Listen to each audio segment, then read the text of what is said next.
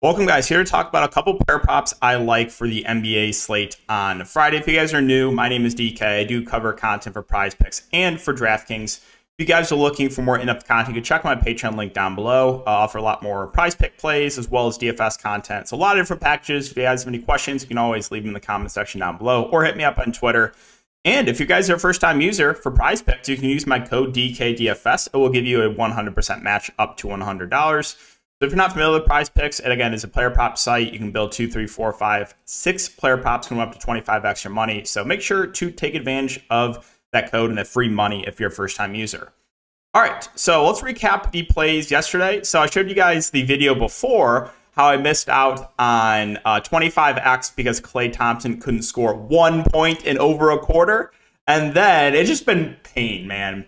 And then last night, so Cam Akers scores a touchdown with like 2 minutes to go over his fantasy score. That was pain because he was literally the only way he was going over was a touchdown, and he scores a touchdown at the end of the game. And then Van Jefferson had a catch called back due to offensive holding, so we would have pushed this prop. And I think honestly we got a bit unlucky too as well because I was banking on Baker Mayfield playing quarterback. He did, and again the offense looked way better as I thought they would because Baker Mayfield, like he's just a better quarterback than Perkins and Wolford, right? And if you take a look at the stats for the Rams, the reason I said we got a bit unlucky, look at the other two wide receivers. Ben Skronik had 7 catches, Tutu Atwell had 5. So those are the 3 wide receivers that played, and then Van Jefferson only had 2, and he had a catch called back due to holding. So I think we got a bit unlucky here, obviously with the holding, plus just that the volume was there for the receivers. So I don't regret that play at all. So yeah, pain last night. But all right, let's talk about 2 plays that I do like for this slate, and we're going to go 2 with fantasy score props. And the first one is a guy that really struggled last game. That's going to be Markelle Fultz. We're going to take us over 23.5 fantasy points. Now, the 2 plays that I'm going to take the more on, you're going to have the last 5 bros be really upset. But yeah, the reason I like Markelle Fultz here is you don't put too much emphasis into this, right? Never do that. But take a look at, so he came back at 11:30. They limited his minutes, played 17 minutes. And then 12-12, he played normal minutes, had a solid game, 10 points, 6 boards, 6 assists. Then he was limited again, played 32 minutes here, and then got in massive foul trouble and had a really bad game against the Clippers. So again, I don't put too much emphasis into it. I think we're going to get low 30s minutes from Markelle Fultz, assuming the games can stay competitive.